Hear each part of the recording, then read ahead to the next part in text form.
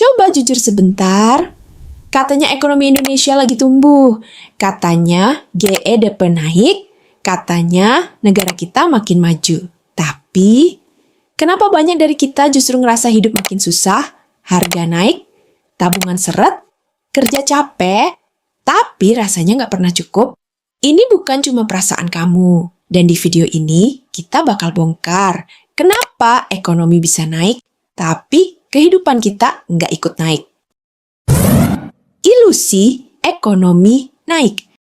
Kalau kamu sering dengar berita, pasti familiar dengan istilah ekonomi tumbuh 5%, pertumbuhan stabil, daya beli terjaga. Kelihatannya bagus kan?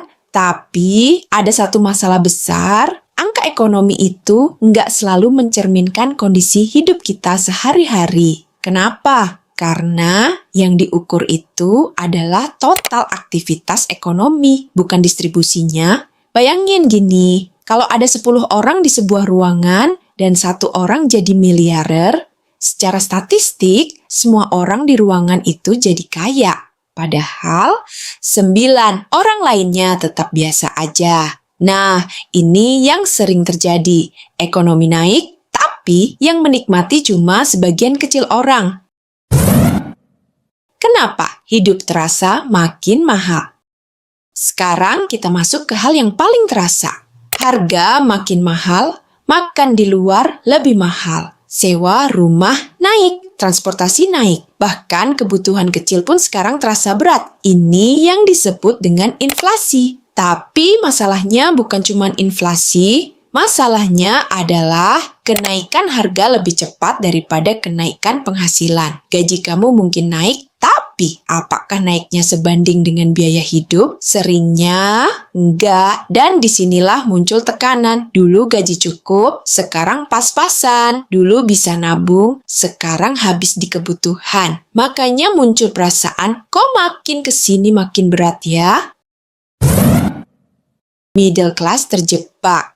Kelompok yang paling kena dampak adalah kelas menengah. Kenapa? Karena mereka ada di posisi tanggung. Nggak miskin, jadi nggak dapat bantuan, nggak kaya, jadi tetap harus kerja keras dan tekanan mereka besar. Cicilan rumah, pendidikan anak, gaya hidup sosial, tuntutan harus sukses. Masalahnya, biaya hidup kelas menengah naik drastis, tapi pendapatan stagnan. Ini yang bikin banyak orang merasa, gue kerja terus, tapi kok nggak maju-maju. Kesenjangan yang makin lebar. Ada satu faktor besar yang jarang dibahas, ketimpangan ekonomi. Orang kaya makin kaya, orang biasa jalan di tempat. Kenapa bisa begitu? Karena orang yang punya aset, properti, saham, bisnis, nilainya naik seiring waktu. Sementara yang cuma punya penghasilan harus kerja terus untuk bertahan. Jadi, walaupun ekonomi tumbuh, yang tumbuh cepat itu kekayaan orang atas, sementara yang lain tertinggal. Ilusi media sosial. Sekarang kita masuk ke faktor psikologis. Media sosial bikin semuanya terlihat sukses. Teman liburan, orang pamer mobil, konten, cuan gede, cerita sukses instan. Tanpa sadar, kita mulai membandingkan hidup kita dengan highlight orang lain. Dan hasilnya, kita merasa hidup kita kurang, kita tertinggal, kita gagal. Padahal belum tentu. Ini memperparah perasaan hidup makin susah.